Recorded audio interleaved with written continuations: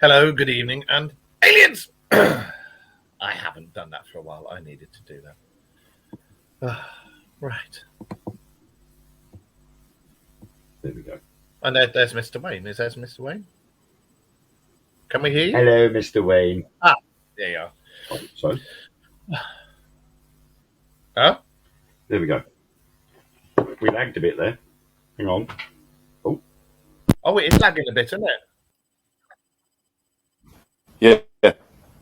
I think it's just the internet. I think the internet. Right. Hello. Hello, ladies and germs. Welcome to the Dark Mirror Show. We are back Possible. with more neck than a giraffe. Wayne's frozen again. Oh, there he's unfrozen. Tonight, we're going to talk about something different. I think lately, with some of the things, we've been going off track to what the Dark Mirror is about. Because, as you know yourselves, the Dark Mirror show is about UFOs, USOs, cryptozoology, and the odd conspiracy theory. So I thought we'd go back on track, and tonight we're going to talk about the odd alien abduction and stuff. Betty and Barney Hill, Mr. Travis Walton, and various things like that. And we've even got a 10 signs to show that you may have been abducted. So for anybody out there, and then any of these things resonate with you, you never know. You may have been abducted. The trouble is after these signs say I've been abducted as well, but I know I haven't, but it will explain why I am the way I am. And also, we have a special guest tonight who's in the studio with us now, Mr. Wayne. Mr. Wayne had something happen to him on the way home. I've told him to show me on a doll where he got touched, but he refused to. He said that something has happened to him on the way back from an investigation. There's a time slip. There's 3 holes appeared on his person. There's other people in the car that experienced the same time slip. And there's, 22 minutes of time missing and 25 miles down the road, or the other way around. Over to you. 25 minutes, 22 miles. Okay. Well, set the scene, set the scenario, and explain to everybody out there in listening land and watching land what happened. Right. Here we go. Get prepared for this, guys. We were, Truth Beyond Paranormal, we were filming our last episode down at Woodchester Mansion Saturday night. We approached there, we got there 8:20 in the evening, and we were all standing in the car park having a quick cigarette before we entered the building, and we noticed a strange white light flying over the mansion itself, heading in a northerly direction, and everybody straight away said it's the International Space Station. Well, unfortunately, the International Space Station doesn't travel in a northwesterly direction. It's more of a southeasterly direction from west to east. It does the wave. And we couldn't understand. And here's a mock-up of what the International Space Station would look like in the sky. And sorry, roughly travelling at the same speed, or a little bit faster. We chose to ignore it, got on with the night. And around about 2:30, we finished. We got in the car park, we programmed our sat navs for the journey home. My sat nav had said we would arrive back in Colchester at 6 o'clock in the morning, bang on 6 o'clock. So we started our journey. We got onto the M25. Ellen had fallen asleep in the front. Our team members, Chloe and Mick, were sitting in the back, and we were chatting the event, the investigation all night and various bits and bobs. And the next thing I know, we're approaching the A127 slip road on the M25. And anybody that knows the M25 should sort of know roughly the northern part of the way, that there's a big gap between junction 26 and junction 29, 22 miles. And next minute I know, we're going up the hill past Waltham Abbey, and we're literally facing the slip road for the A127 22 miles later. So we've slipped down the slip road. back under the M25, back up again and onto the A12 to head to Colchester. We got back to Colchester at 25 to 6. Now, we'd already sort of pre-empted what we were going to do. We were going to come up the 11 and along the A120 past Stansted Airport to Colchester because it would be quicker avoiding roadworks.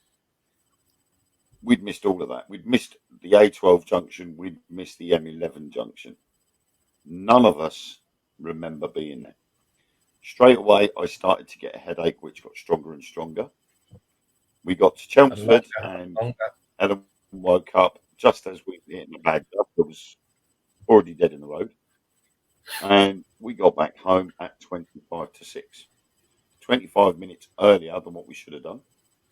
And because of the extra route that we'd taken, should have taken us 10 minutes longer. So we should have got back at 10 past 6. So we're 35 minutes missing there somewhere along the line. Literally got to bed, woke You up didn't an hour roofie and a half yourself, later. Sorry? You didn't roofie yourself, did you? I don't think so. Got up an hour and a half later, felt as right as rain. And for the first time in 6 years, I woke up without a hip or backache, which I've always done every morning without fail. And that's happened for the last 2 days. I've woken up in the morning, no hip ache, no backache, got up right as rain, full of energy. And all day yesterday, I still had the headache until about 3 o'clock. Ellen had also had a headache and at 3 o'clock was violently ill. I spent all day trying to figure out how or why we lost all that time and the distance. I checked on Google Maps on exactly how far we'd travelled without knowing where we were. And it was exactly 22 miles or 25 minutes distance from Waltham Abbey to the junction for the A127, which leads to Southend and Basildon. Yeah. So we were like, right, okay, how have we lost all of that? My headache's gone by 3 o'clock. Ellen's been ill. Still tried to figure it out, chat to a few people, including Mark. And for some unknown reason, everything seemed normal again. And then today I spoke to Chloe and Mick, who were sitting in the back seat. Even they can't remember us going past the M11 junction or the A12 junction. They both just remember being at the 127 from Waltham Abbey. So the three of us that were wide awake in the car cannot remember that 22-mile journey. It's completely blank. And I spoke to my mum about it, and she said, could it have been your sleep apnea? And I said, sleep apnea for 22 miles. I could not have fallen asleep at the wheel of a car at 70 miles an hour for 22 miles. It's physically impossible. So what could it have been? You know, we look at things like the Faye abduction, something like that. How would three people that are wide awake in a car mysteriously fall asleep and drive 22 miles in 1 second? Well, I mean, it's like we spoke about before the show. The Fae are known for doing dark stuff, but not healing yet what ails you and plonking you down the road further on than you should be. And they were known for taking kids and this, that, and the other. But the Fae also came from elsewhere, like our visitors do. But I don't think so. In a sense, that is quite disturbing. Well, it is quite disturbing, quite a serious thing, because it's left four people wondering what the hell happened. Yeah, and there's also the 3 dots that have appeared on your leg, the 3 puncture marks. Yes, I discovered late last night that I had 3 marks on my leg which weren't there before, and I've checked, and they are not bite marks because they're not raised.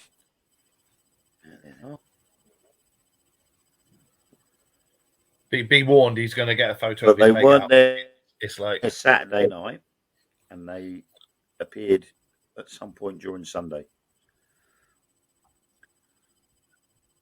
and they're quite far down your leg as well. There you go. I mean, have your crabs got overly active or something? Is that That's what on my leg.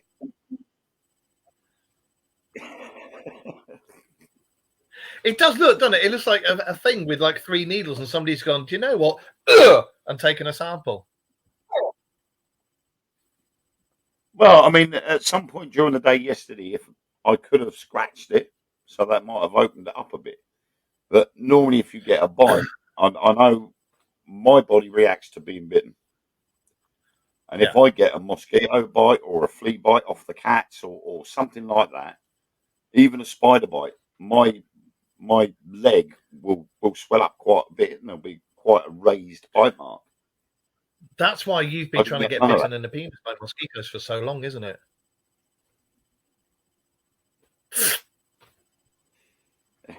Yeah. To be fair, if I get bitten by mosquitoes,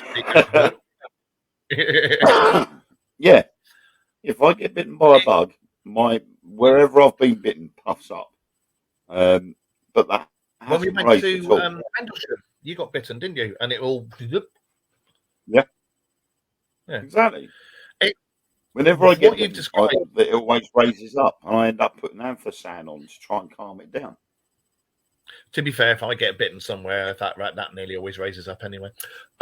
It does sound very, very similar to a lot of abduction cases, and the fact that there was 4 of you in the car, 1 was asleep.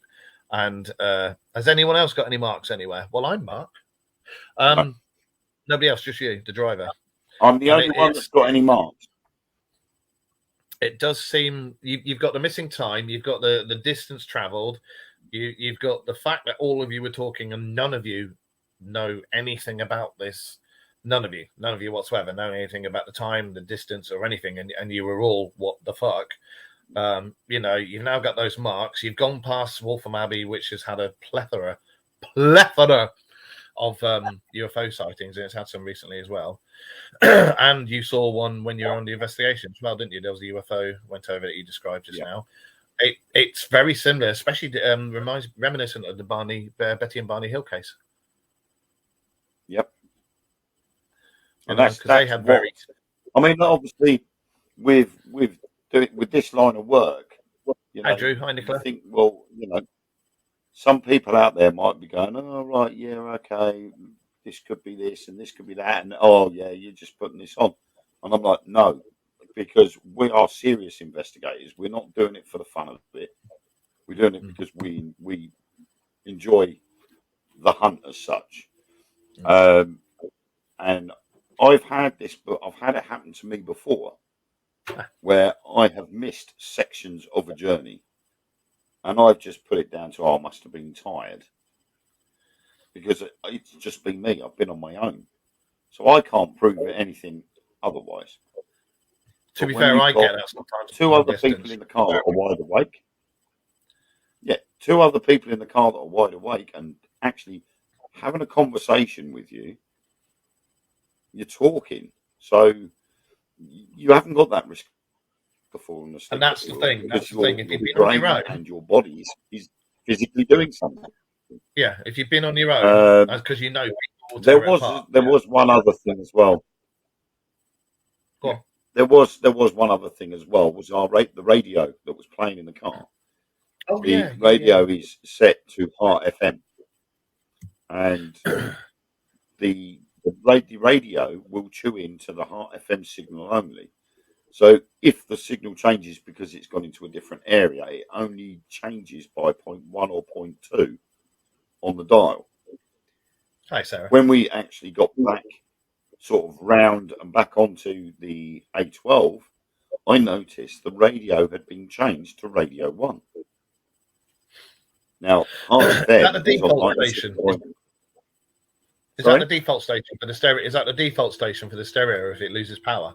That was the original preset when I got the car. When there's no battery on the car, I reprogrammed it. Yeah, what I mean is when there's no power whatsoever, batteries off the car. When you put it back on Yeah. again, is that what it goes to? Does it go to that station? Because there's a battery in the radio itself as well. It keeps hold of the stations. See, to me, But that when I sounds like a got the car, I power changed drain. the default. I changed the default. Radio 1, when I bought the car, was on preset number 1.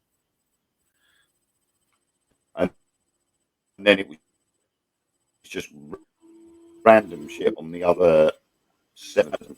So I purposely changed it to Heart FM and reprogrammed it so that number 1 was the preset for Heart FM. So then when we got back on the A12, I noticed it was set on Radio 1, which is about 2.4 on the dial higher than Heart FM. I didn't change the station. Helen was still asleep, so she didn't change the station. But for some unknown reason, it was on that. So I had to reprogram it back to Heart FM. So you've got the missing time, you've got the distance travel, So you've who got messed with the electric?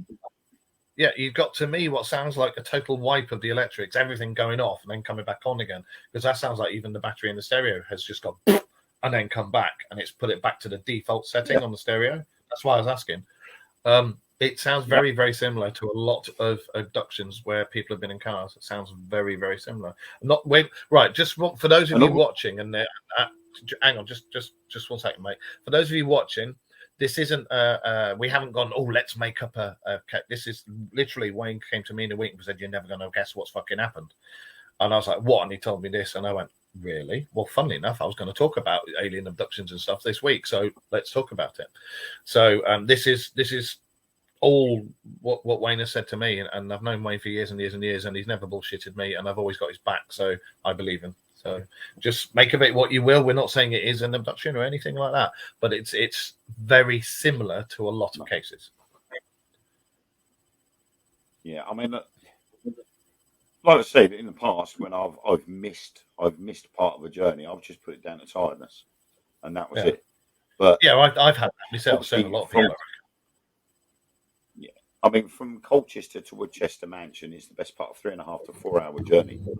And the last time I did a journey that long for an investigation and then driven back home again was at Athelhampton House down in Dorset or Somerset, one of the two. And it took me 5.5 hours to get there. Dorset. We did the investigation and then 4.5 hours drive back.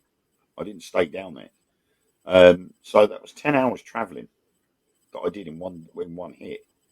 And I remember that when I woke up 5 hours later, after when I got home, I had 5 hours sleep. I was literally hanging out my backside for the rest of the day. Yeah. But I had it is after an investigation.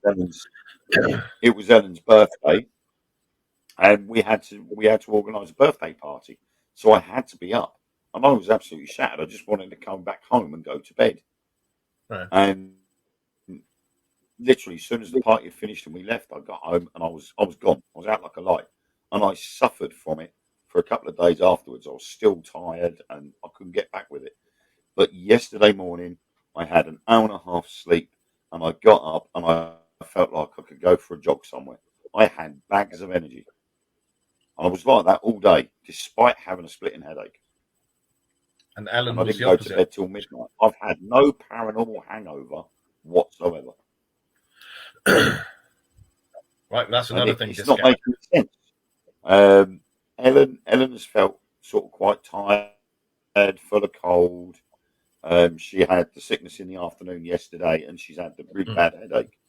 Chloe, who was sitting in the back, who I was talking with on the way back, she just had a loss of appetite. And Mick had the symptom of shed loads of energy, and he said to me not half an hour before we went live that he didn't feel like he'd been on an investigation.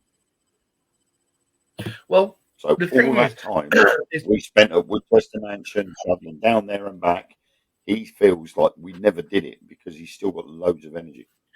Have any of you noticed? I mean, I don't know if you have looked or anything, but did any of you have any scuff marks on your shoes? Did you have? Were your trousers dirty? Was there any bits of grass or anything? Did your bumhole hurt? Anything like that? No, the only thing we had was shed loads of dirt all over the car, but I just assumed that was because of the Woodchester mansion. It's only a dirt track road leading up to the place, and it's quite possible that the dirt came from that.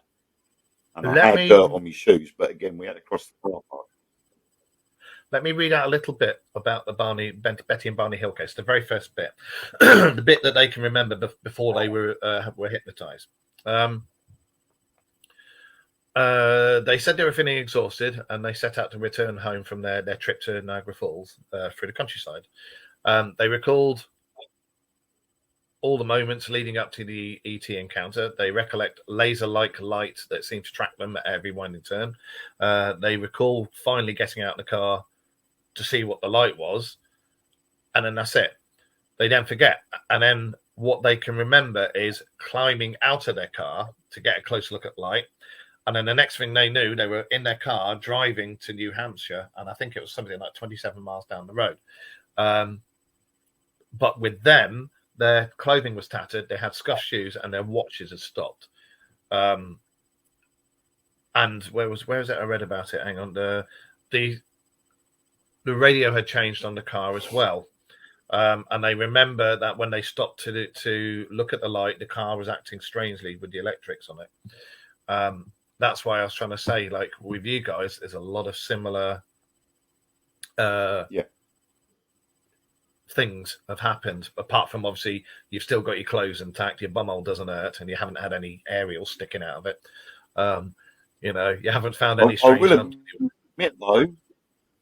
admit though, I have, now word of a lie, until this afternoon, I could not go to the toilet. You've been impacted.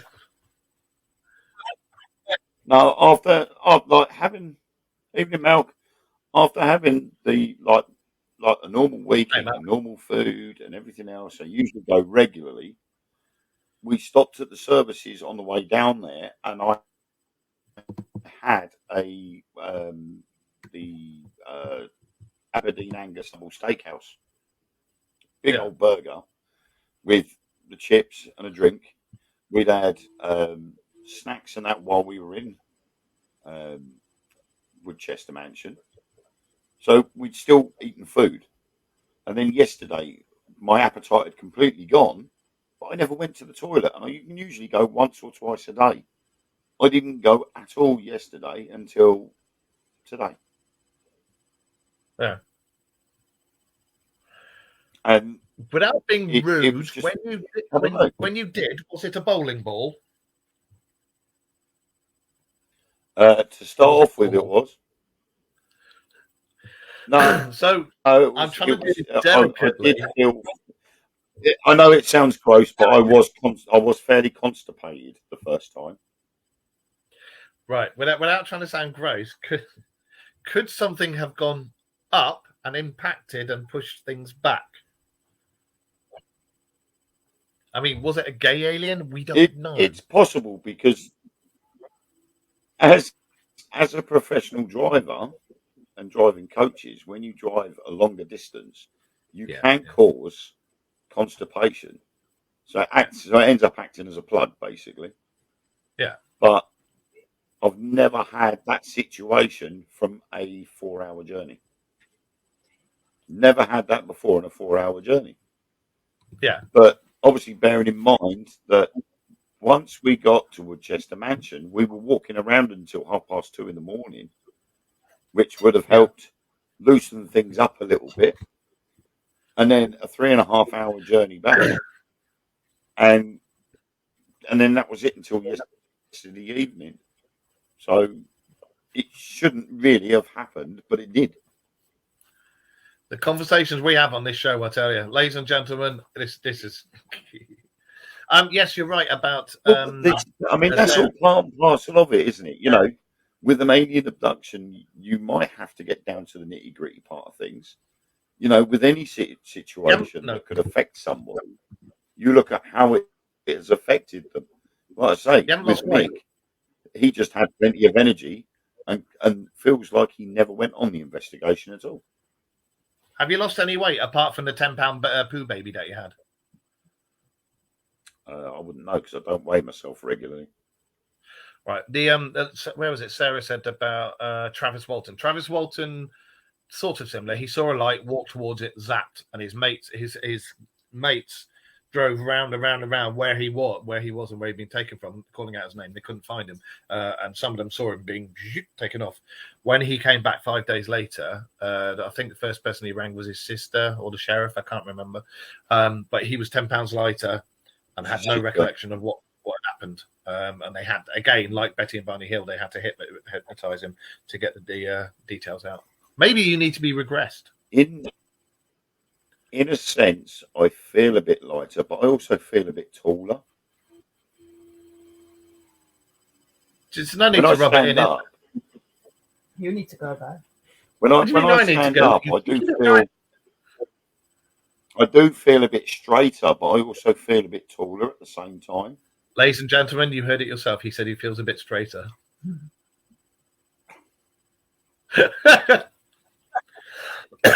Don't make me laugh, for God's sake. Yeah, I say. Hi, Eric, you're right. Let me get me Violet LeBonc wig out. No, Rachel said I need to get it because I'm short. Well, but I'll tell you what. Like I say, it's weird because I woke up yesterday morning. I didn't have a backache and my hips didn't hurt, and that is something that hasn't happened in 6 years.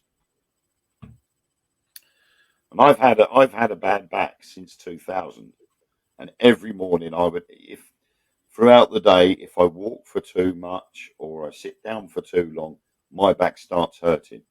And then obviously about 7, maybe 8 years ago, it started to affect me hips. And then 6 years ago, I started waking up in the morning and my hips would always be hurting due to how I was laying at night. This morning and yesterday morning, I've woken up and I've been as right as rain. My hips and my back have not hurt at all, not one iota. And nobody else has got any holes. Nobody else has got any. It's a nice thing. That's the worst part of it. Sorry. Nobody else has got any unexplained wounds or soreness or anything like that. Just yourself. No, the only other person that's been affected by it, the worst, is being Ellen, because Ellen had the headache as well. The other two didn't, but Ellen was also violently sick at about 3 o'clock yesterday afternoon, and there was no reason for her to be sick. She just went into the bathroom and upchucked, and that was it. And the others are all right, but they've all got the same missing time and distance, and like, what the hell happened there? Yeah, they've all agreed with me that we've missed time somewhere along the line. They don't remember the M11 junction. They don't remember the A12 junction. They just remember me going, "What the fucking hell are we doing here? This is the 127. This is going to Southend and Basildon." So we then automatically came off the M25, underneath it, back on the M25, and then along to the next junction, which is only about quarter of a mile, half a mile from the A12 to the A127. So we travelled that extra mile to double back on ourselves to go on to the A12. Were you on the M25? We were on the M25. Otherwise known as the road. But Mick and Chloe do not remember seeing the M11 junction or the A12 junction. We'd gone completely past it. Well, obviously, as you know, they turned the lights off. Yeah. Except for at the junctions. Yeah. So you would remember seeing all those lights, especially the M11 and the A12 junction. There's lights everywhere. You wouldn't be able to miss them, but we did. And then next minute we know we're coming out the other side of the A12 junction, looking at the sign for the 127. So, and with Chloe and Mick, all Chloe had was a loss of appetite, and Mick confirmed that he felt like he hadn't even been on an investigation. He was like me. he had plenty of energy, but felt like he hadn't been anywhere. For those of you who are watching and wondering why that's a big deal, I do investigating as well. And normally, because I live in Yorkshire, for me to do an investigation, everybody, all my friends and everybody, they all bloody well live down south. So I have to go down south to do the investigations. By the time you've done it, if it's been a good night, you do get drained because sometimes the whatever's there will use your energy without your bloody permission.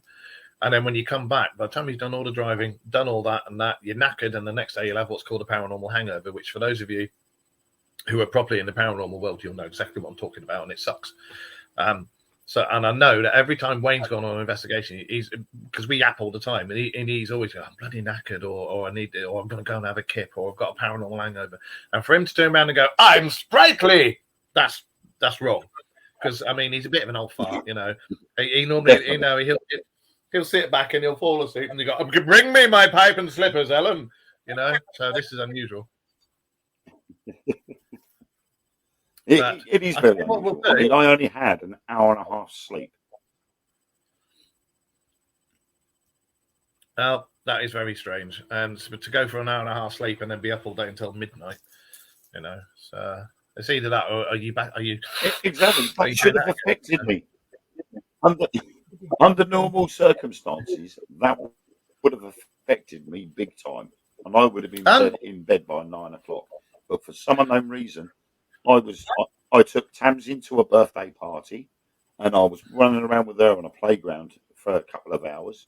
I then got back, and we were sorting out with the kids. We were doing the dinner and everything else, and then we sat here playing games on our phones until midnight. And we're just like, hang on, we should be in bed. This isn't right. We should be doing this. And yet I was wide awake. I should have been asleep. When you guys did the investigation, did you by any chance make an impromptu pizza in the wild and sprinkle wild mushrooms on it? No. So you didn't have a mushroom pizza? Well, okay, well, that explains that. We did, there you go, we guys. did laugh at a cow. You laughed at a cow? Was that before or after the pizza? Was that before or after the pizza? Yeah. There was a poor cow in the field at the back, and it had a bloated stomach. So we reckon it might have been a bit of methane exposure. Ah. In that case, sorry, meeting is being wrong. Shall we do the top? Shall we do the signs that you've been abducted by aliens? Yeah? Yeah, go on. Now, for any of you watching or listening to this, these apparently are some signs that could say you've been abducted by aliens.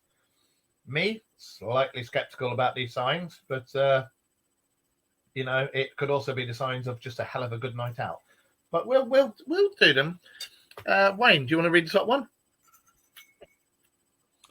Yeah, the first one, number 10, is strange windows of missing time, which is obviously what me and my passengers had experienced. Obviously, missing 25 minutes or so of time.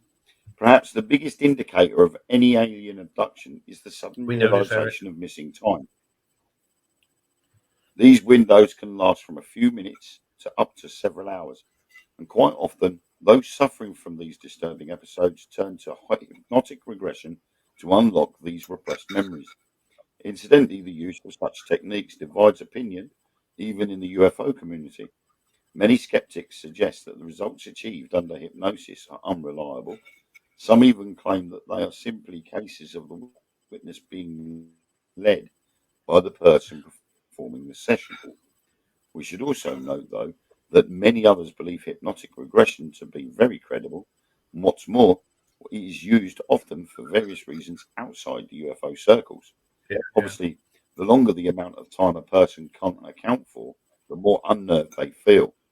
That edginess then turns to constant anxiety, and that is where we'll turn our attention to with Mark.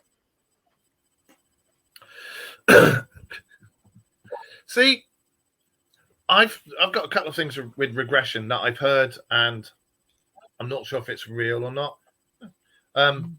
I've heard that if you get regressed, if you've already got a preconceived idea in your head about, like, if they're trying to regress and find out who you were previously, previous life, that if you've already got every single time I'm doing the show, look, hang on. Every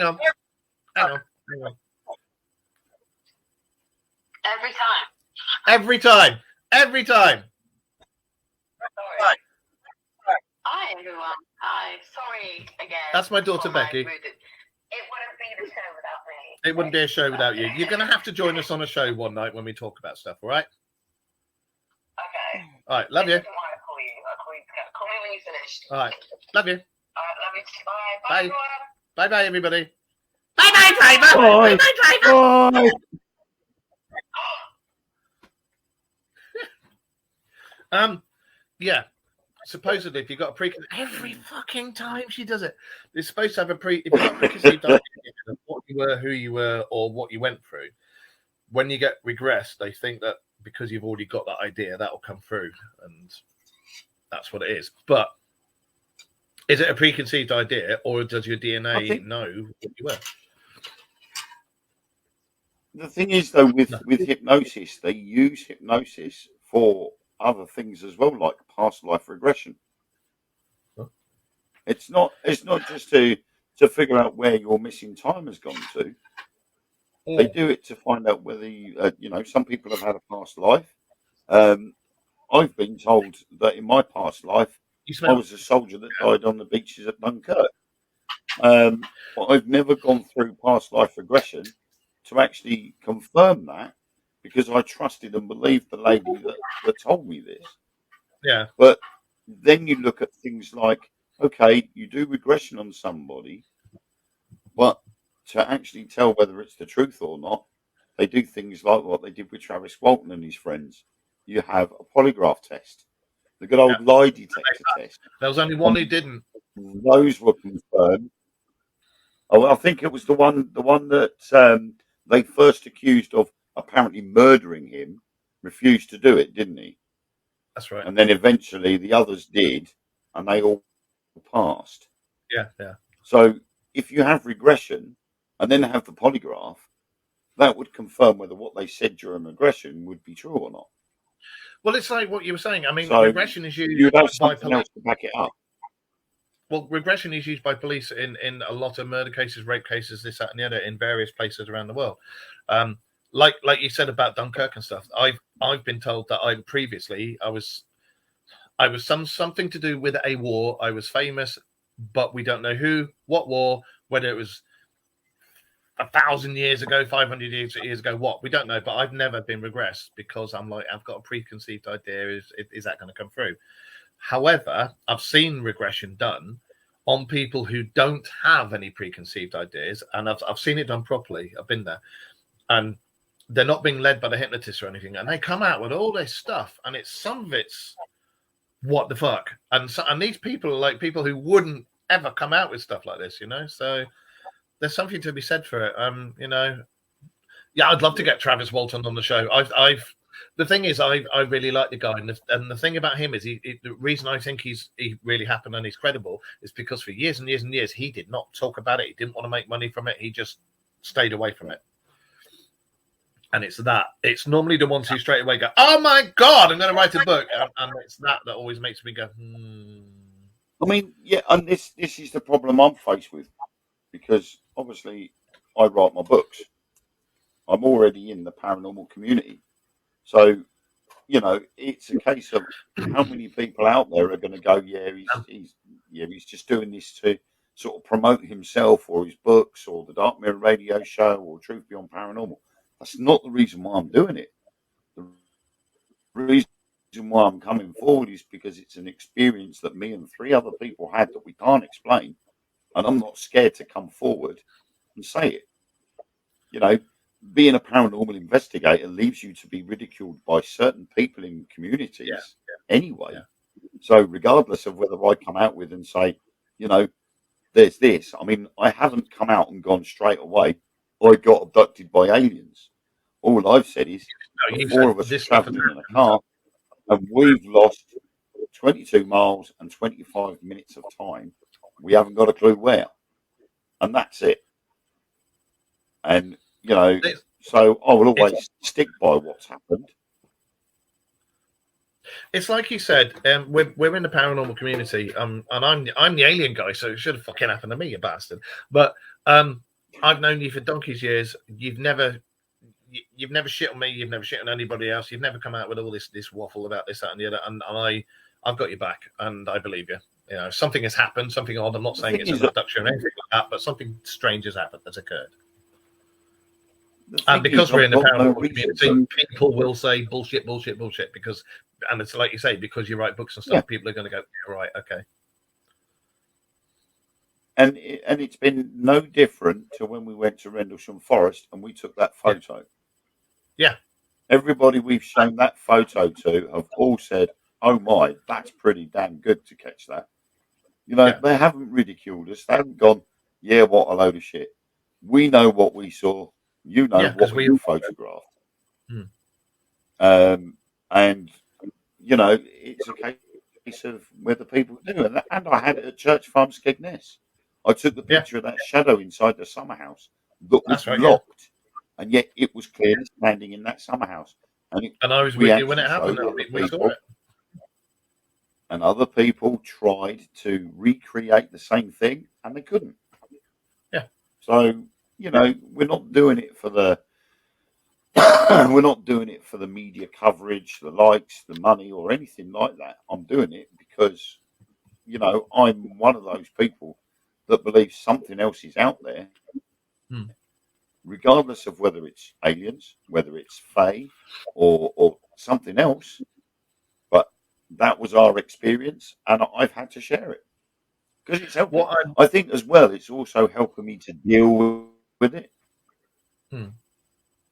What I will say to everybody out there, and thank you, Rita, is I'm, you know, I do the ghost hunting and paranormal investigations and stuff, but as you know, predominantly myself and the show is ufology, USOs, cryptozoology, and conspiracy theories. And it took Wayne out of his comfort zone when I said to him, "Do you want to come and do the show with me?"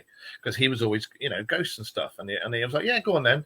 And he's all, you know, and he's got right into it now, and he's like, "Fucking hell, I didn't know this, and I didn't know that, and I didn't know that," you know. And I'm the one who gets excited. I get a little hard when I see a tiny light go over in the sky, and I'm like, "Oh!" You know, my nipples get erect and everything. And now Wayne goes like that as well. He sees a light in the sky and goes, "Boom!" So, you know, we don't do, you know yourselves, when we do the show, we call out bullshit. We call out people who make things up. We call out bollocks, like Huff. When somebody famous dies and he goes the same fucking night and says, "Oh, I spoke to them through my spirit box." Charlatans like that, fakes, bullshit. We call them all out. I haven't had an experience like this, and I'm not. And it, you know, as you guys know, I'm the alien guy. If anybody was going to come out with something like this, it'd be me. But on this show, we don't lie. We don't make things up. We literally we research everything before we do it. And Wayne came to me in the week and said, "You're never going to know what's. Can I speak to you?" And I was like, "Well, I didn't. I told you last. I actually came to you last night because it was. And you said you're not going to believe this. Hours of Sunday morning, yesterday morning, that it happened. Yeah. And straight away, I told you what had happened, and I gave you a timeline of everything. And I told our director of TBP, Sam, I told her what happened as well. So she's going to put that into the episode as well for Halloween. So, you know, it's an experience that I had to say something straight away because I don't want to sit on anything. It had to be put out there straight away because you can't I also sit on believe that over a course of time, something like that's happened could change. And you don't want it. You don't want anything to change, and it's a case of remembering. So it's writing it all down in a timeline, which I've done. Report. I asked you to so do I can remember exactly what happened where, and it helps me to deal with it.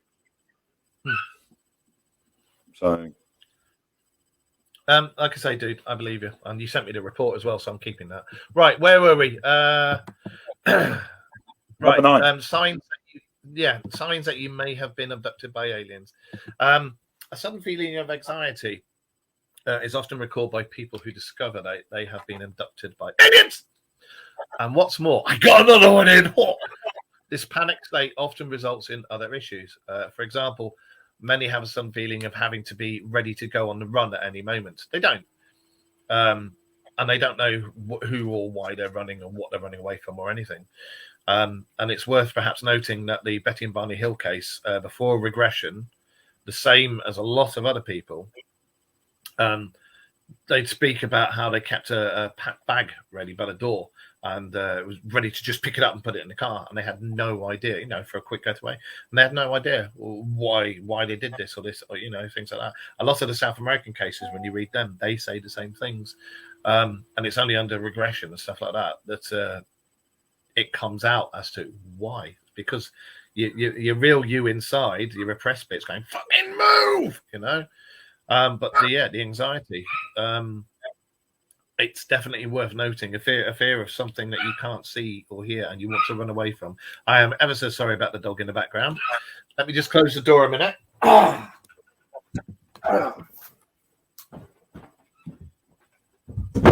And then he disappeared. I had to close the door because there was a dog barking. Right. So yeah, there's the anxiety. You say that.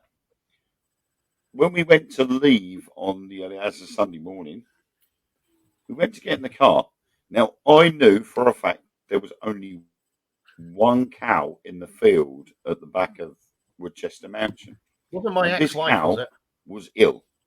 It's been put there on. It was put there on quarantine.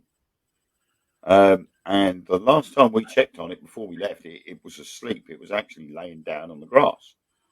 And as we went to get in the car, I got in, I sat down, and as I did, it sounded like, when somebody kicks a metal bucket and they kick it over, it makes all that rattling sound. Yeah. Yeah. Bearing in mind, this is a field with grass that's about 3 or 4 foot high. Okay. As I sat in the car, it sounded like someone had actually run through a whole pile of buckets. There was all this metal, like the sound of metal buckets rattling like crazy. And I just turned around to Ellen and I went, that's it, we're going. Shut the door. And I reversed back and drove out. We were the last ones in the car park. The guy that runs the paranormal stuff up there, Marcus and Sam, had already gone further ahead up the driveway. And I heard that and I went, nah, that's it. Now, I don't normally budge like that. But for some reason, when I heard them buckets, I'm like, that's not the cow, because the cow's there asleep.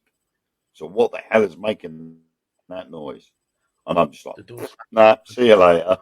I'm gone. Yeah. And I drove off.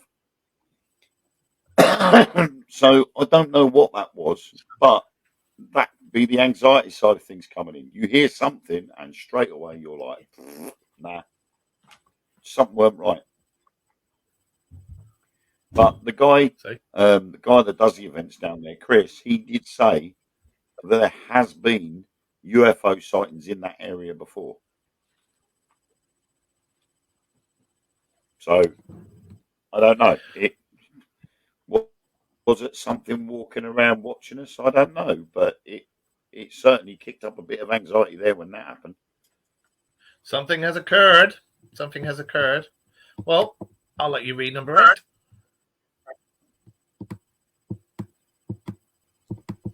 Number 8. Hearing strange noises while going in and out of sleep. Can I just say, many paranormal researchers suggest that moments when a person is going and coming out of sleep are events. This is. Before you read it out, anybody in the chat room, if any of this rings a bell with you, let either myself or Wayne know. Remember, you can message us, you can message the show, or you can send us an email at thedarkmirrorradioshow@yahoo.com. And also there is a website going to be coming up for the show, so keep your eyes peeled. And also, if you're hearing strange noises before you fall asleep, 9 out of 10 times it's your missus farting. Anyway, carry on. It's you snoring. Anyway, this is some claim when they or perhaps their mind are most open to unknown energies that surround us. Many abductees have reported hearing the chatter and whispers of these strange entities during this time. These little understood moments, even today, are the subject of debate. As far as alien abductions are concerned, Though some researchers believe these sounds are actually the last memories of the conscious mind, perhaps it was recalling the beginning or the end of an alien abduction incident.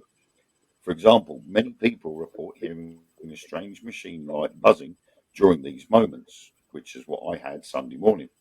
Might these sounds be of a genuine alien aircraft?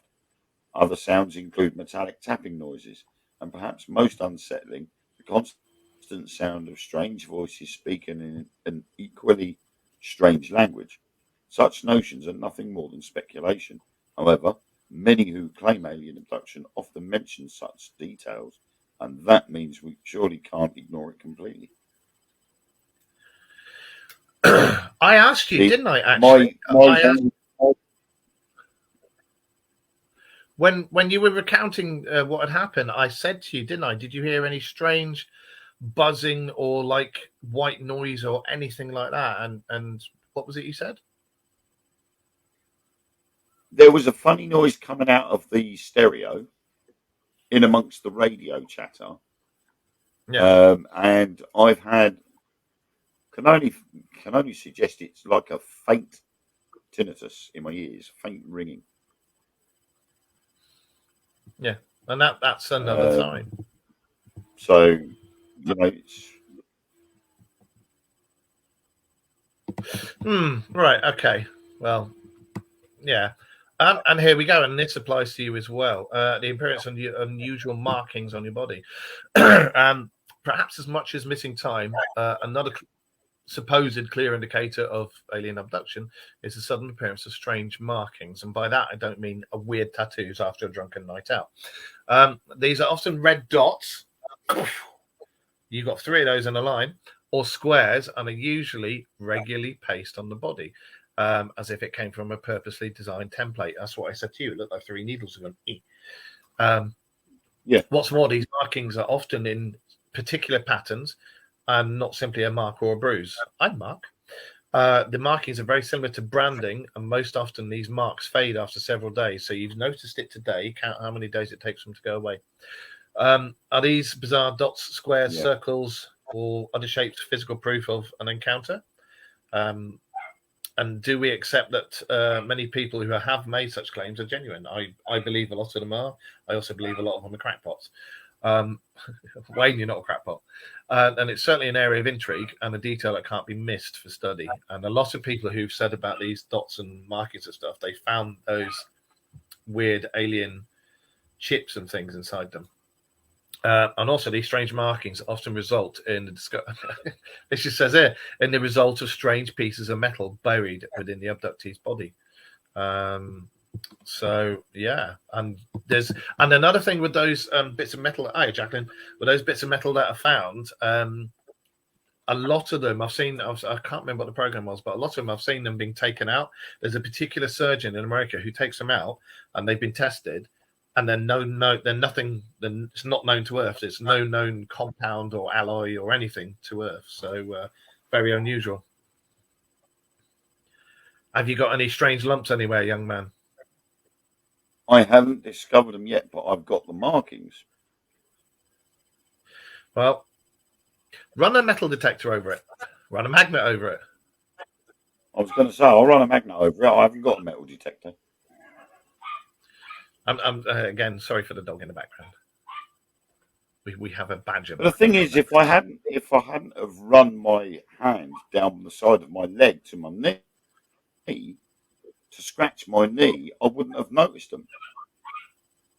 So whereabouts is it on your leg? So I ran my hand over it. Is it like here? On the, is it? It's on the right like hand side of my. Yeah, just before the knee on the right hand side. On the inside or the outside?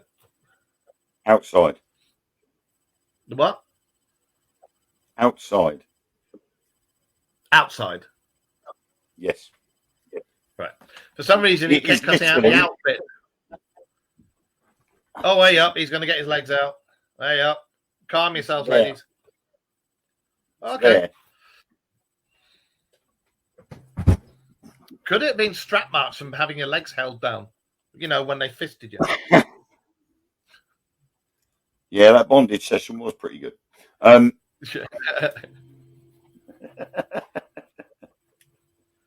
I'm not into that.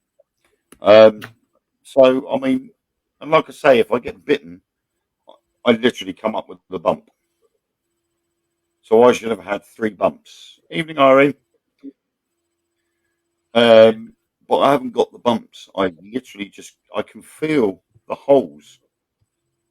I can actually feel the little dips, the indentations. And So something you can clearly see from the picture that I showed earlier, yeah, that there's something has pierced the skin.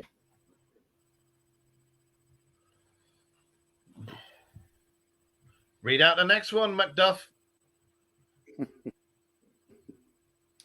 Anyway, waking up in a different place from where you fell asleep. Many people sleepwalk, and they do so for a very variety of reasons. However, many of those who make claims of alien abduction also claim that they often wake up in a different room of the house. And what's more, they are often unclothed or undressed in their clothes, and redressed in their clothes even, but in a chaotic order, as if they'd been dressed by someone who had little idea of how such clothes should be worn. Even stranger, the apparent abductee often wakes to find dirt or soil on their feet, or even with cuts or scratches to their legs or arms. Similar to marking, they may receive from walking outside while being ill-dressed to do so. There could be many reasons for these strange accounts. However, once more, when combined with some of the other points on our list, they just might be a concern to some, perhaps especially if they are experienced alongside the details of Mark's next one.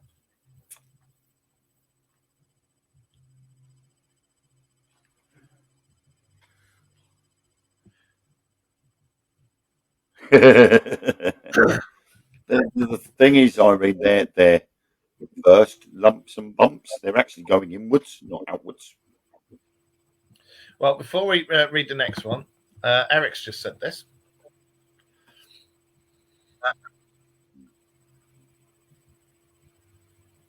Yeah. I normally have that, but that's normally after a session. Right. Let's have a look.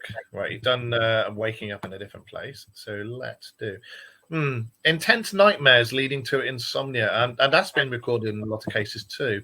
But it was only recorded in cases where people had medical experiments and stuff done on them. So everyone has a nightmare from time to time. And it'd be quite strange if we were not to have a bad dream every now and then. I know I do.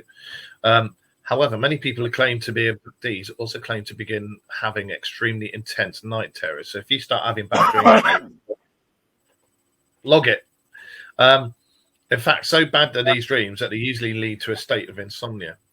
And according to many files on the subject, these nightmares usually feature a creature with large eyes, or more intriguing, many witnesses claim that owls haunt these strange and intense dreams. And it's not a cat sitting on your face and go, and you wake up and just see the cat's eyes go, and go back to sleep again. As we You're right. We should note that some researchers liken the owl's image to a confused sighting of a grey alien, which, when you think about it, makes sense. The owl's face, the alien's face with the big eyes, and an owl with big eyes, you know. With this in mind, it's perhaps easy to see why people who make such claims often exhibit other strange traits, such as paranoia, and I would have thought pareidolia would come into that as well. And if these events are only in their own minds, they most often lead to the drained state that they'll find themselves in, you know, just knackered and insomnia and everything. And as Wayne and I were saying, like, coming out and telling people things about this, at least your credibility going down the tube and people going, yeah, right, this, that, and the other. But with events that have been happening, and I can promise everybody here,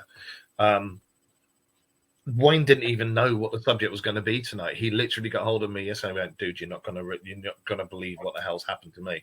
Can I talk to you? And I was like, yeah, right. And he came out and told me all this stuff, and I was like, what the hell? I was going to talk about this. So yeah. And like I say, I've known Wayne for years and years and years. I've got his back. And if anybody says he's talking absolute nonsense, you come and face me. But I believe something has happened. I don't know if it's aliens or what, but sorry, aliens. But I believe something's happened.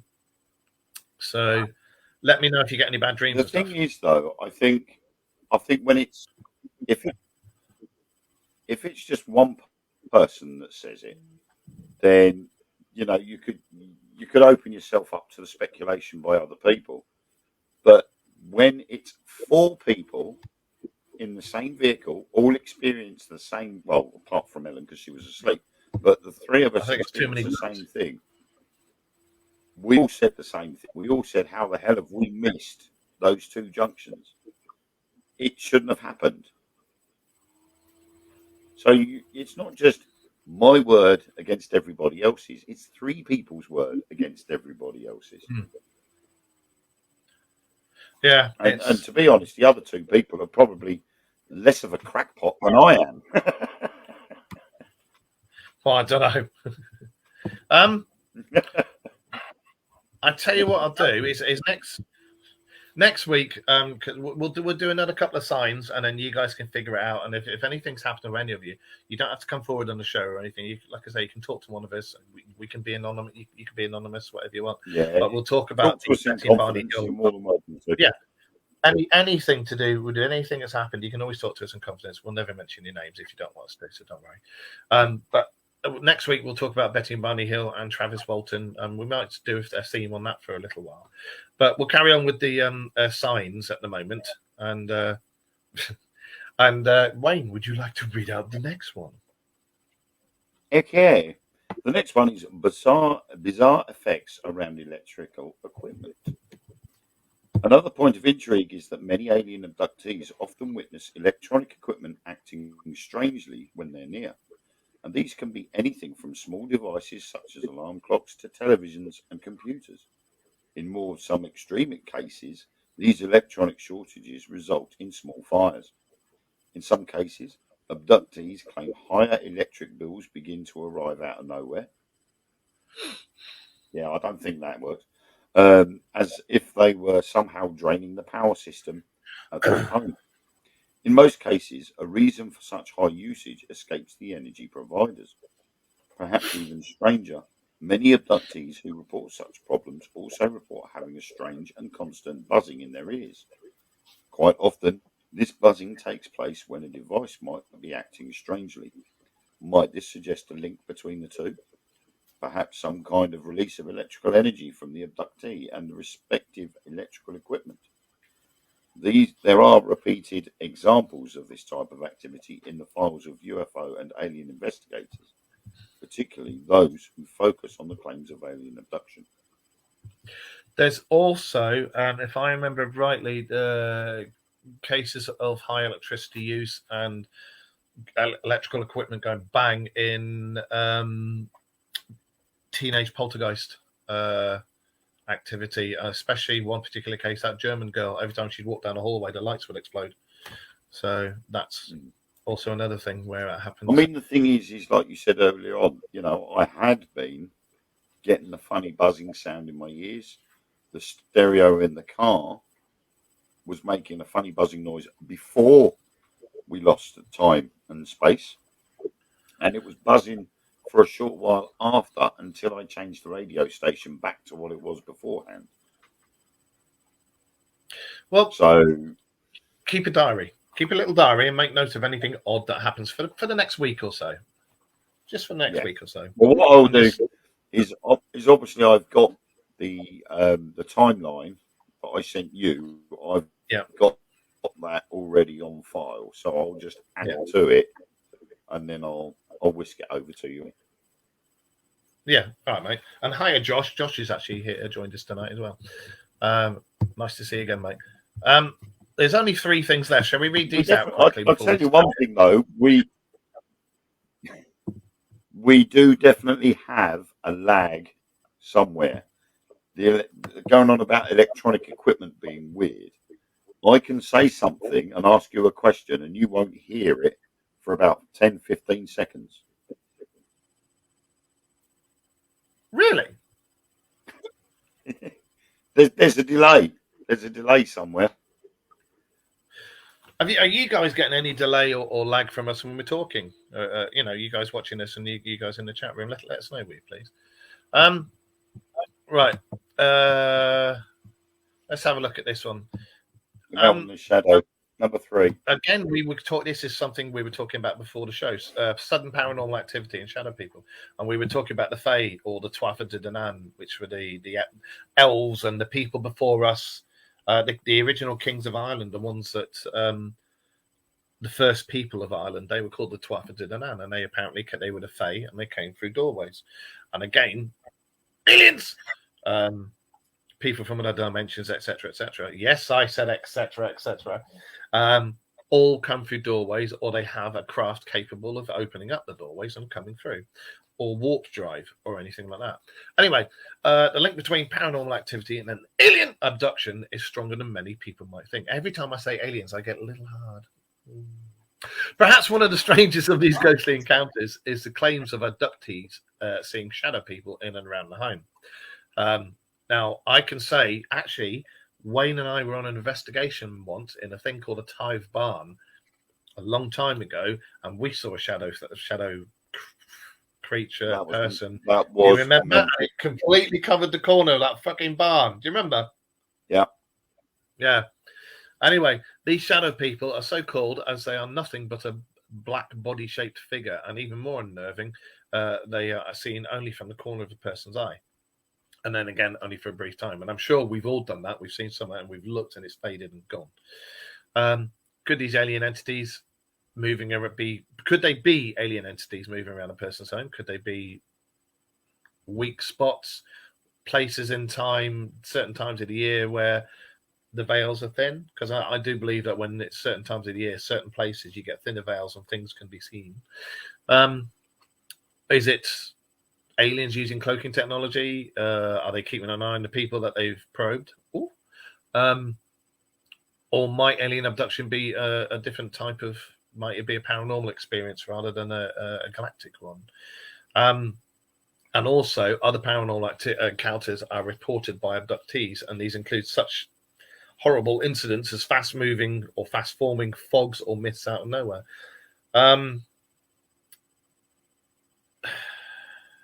These things have been seen, I'm just reading this, have been seen on CCTV, and they've been spotted. And I've seen a few of these, actually. I think Wayne has as well, of these shadow things and shadow people moving and fogs and stuff like that. So,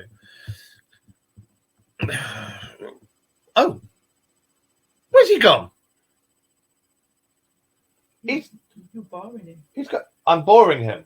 Well, go fuck yourself.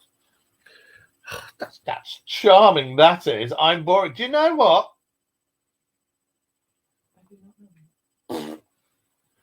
Apparently he's going to be back. I don't know where he's gone, but he's going to be back. So that's another thing. I might as well crack on with the next one. A sudden development of psychic and telepathic abilities. So, one of the strangest signs of alien abduction is a sudden ability to foresee future events, and in some cases, even the ability to use telepathy. There are various theories as to why this might be, not least that such strange events might result in channels opening in the brain that have previously been shut off. And when you think about it, 75, I think is it 75 or 70% of the brain we don't use it because it's just closed off. And I think that's why we get people with telekinesis and all sorts of weird and wonderful abilities, and people who can, empaths, telepaths, what's the word I want? Not cold readers. People who can see the future. Edgar Cayce, people like that. And as well as these psychic abilities, many people also speak of sudden awareness of the world around them. And also other people mention they have a sudden understanding of the powers of the universe. Could contact with other beings open it up? Could, when you're being experimented on, could it open up these things? Could it open up the pathways and everything? Who knows? Have you experienced anything like that? Hello? Can you hear me? Well, apart from the fact that somehow my laptop just decided to go. So there we go. That's another thing. Have you still got that delay? I believe so. I'm asking you a question and it's like, Doop, doop, doop, doop, doop, doop. Yeah. Yeah.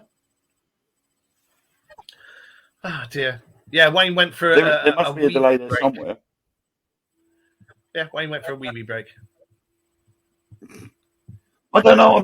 I was looking at the screen, and then all of a sudden, my shot just got smaller and smaller and smaller, and then just disappeared. Bless you. So I literally had to log back in again to get back in. Bizarre. Well, Rita says we're lagging as well. So yeah. All right, you read out number 1, and then we shall say bless you. And goodbye, everybody. So you read in number 1. And let me know if you get any telepathic abilities. Number 1. I think I might have just shut the computer down. That was the telepathic ability. Anyway, stop making it number 1 with your telepathic abilities. It's alien implants.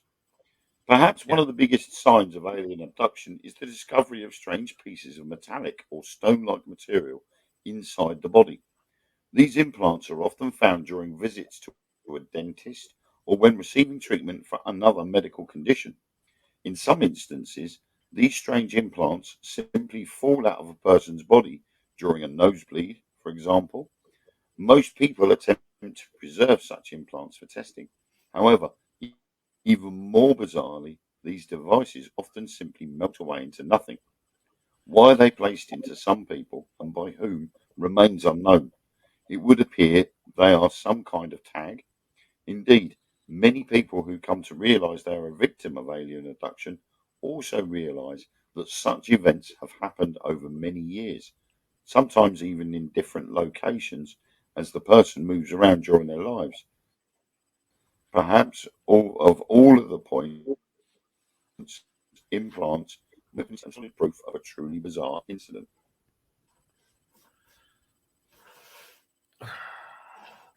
I think for next week I'm going to get some stuff up about implants because I find the implants thing quite fascinating. Alien abduction of pregnant women and removed a fetus from the belly and no scar tissue seen by the women. Yes, you're correct there, Irene. There's been several cases of that. And it's also like where, the animal mutilations where there's no blood, there's nothing, and it's been an incredibly hot thing, laser-like, that's taken all the bits and bobs out. So who knows? But yeah, there's a hell of a lot of cases with the implants, and they range in size and shape and everything. I'll get some cases of that up for next week, and we'll discuss that along with everything else.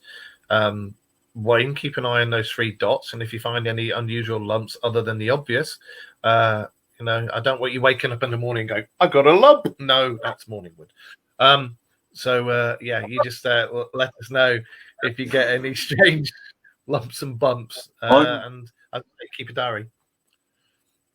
I think part of me is now worried. I mean, I don't know whether paranoia would be part and parcel of it, but now I've actually said something publicly, I'm a bit worried about the old MIBs turning up.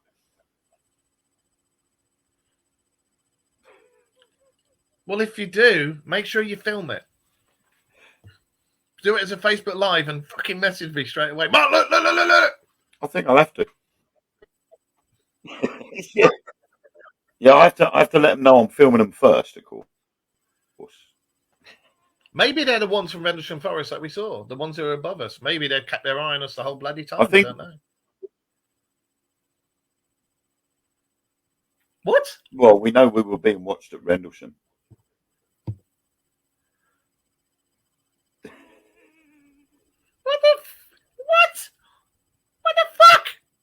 What the hell?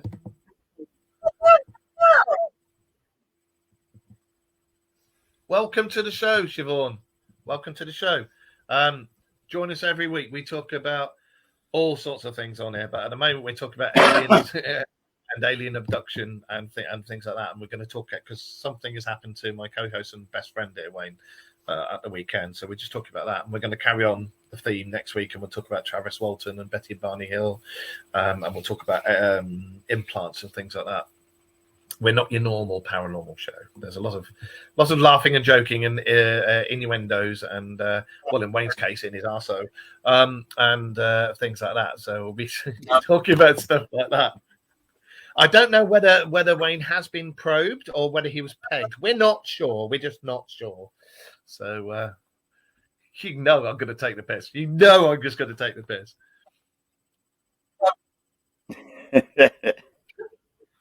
I mean, well, I don't feel like I have been, so.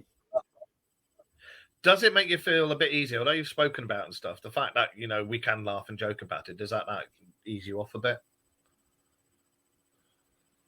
I do. I feel a bit easier now I've actually spoken about it, but now I've sort of come forward with it. I mean, obviously it's only been, 36 hours since it happened. But now I've talked about it publicly, I'm now getting other thoughts about what the possibilities could be. Because obviously, doing what we do, we've read cases and we've read the situations where people have come and said something, and then the dodgy people have turned up and gone, you need to keep your mouth shut, or this will happen. And part of me is going, now, do I believe in the Men in Black? Do I believe in these shadowy people turning up at people's houses? I've seen the video footage of the two guys that turned up in Canada at the hotel and wanted to see the manager, who was off at the time, and rifled through all the paperwork like they were literally turning over the joint. So there is that little slight concern that somebody could turn up and say, you need to keep a bit stum about this. But hey ho, if it happens, it happens. It's a bit late now. I've done it.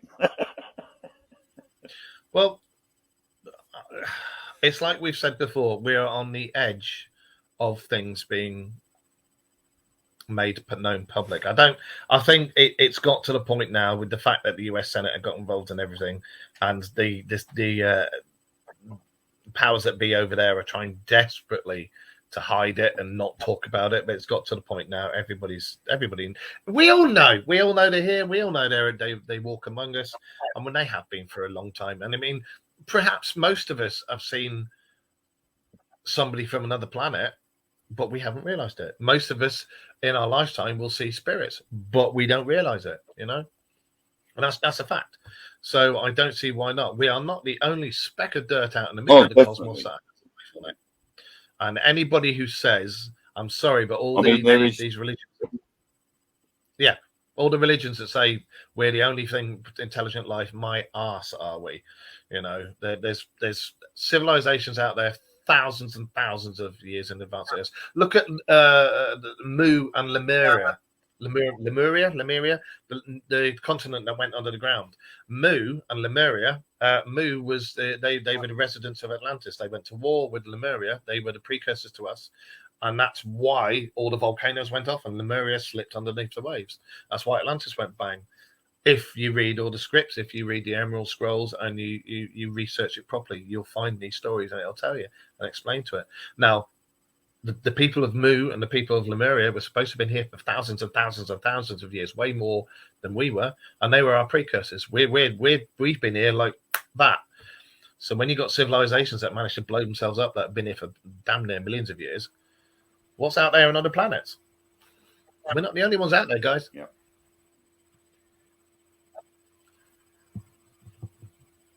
Wayne, it's over to you.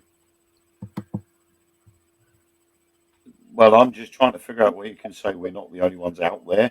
We're not out there. We're here. Just throwing out there in the cosmos. We're not the only one because we are still in the cosmos. We're not the only ones out there in the cosmos. Yeah, exactly, Eric. How many times is it going to take all the heads of the state to say, yeah?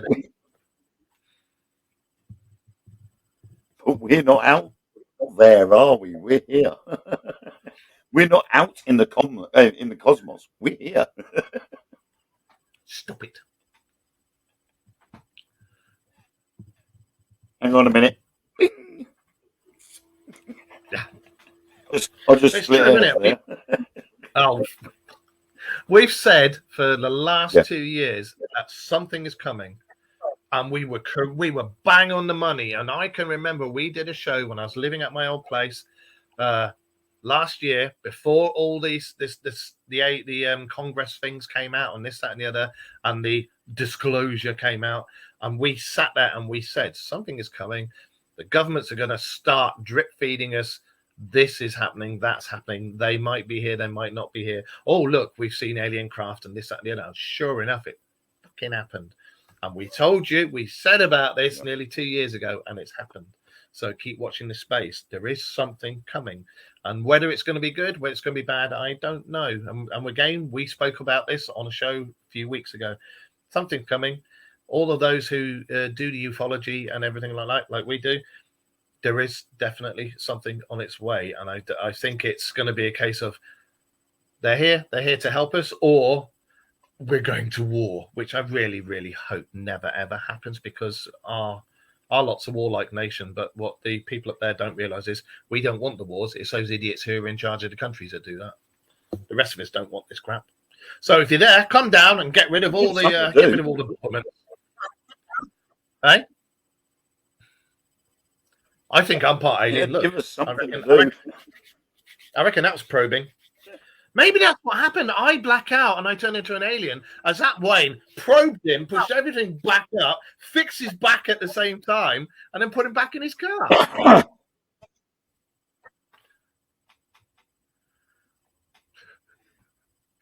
I need my medication.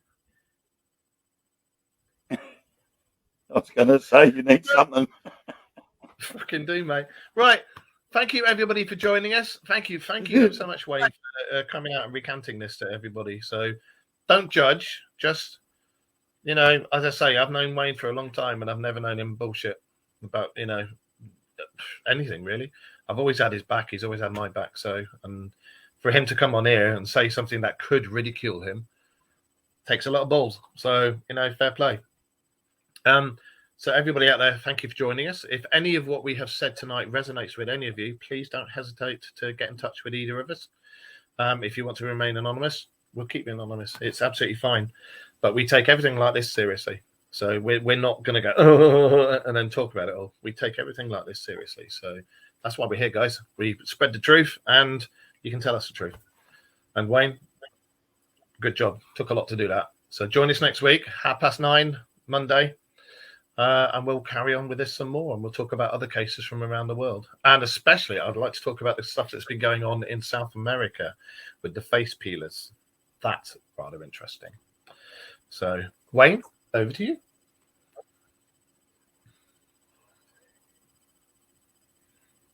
Really? Yes, everybody, thank you for watching tonight. And I don't know what I'm supposed to be saying, but thank you all for popping in and having a listen to my turn of events early as yesterday morning. Thank you for taking the time to listen and joining in with the conversation. And we will see you next week. This delay, I hope we don't have this delay next week, because it just makes us look like complete and utter tits. But yeah, thanks for joining us, everybody. There's such a lag. There is such a lag there that I'm waiting for 5 seconds.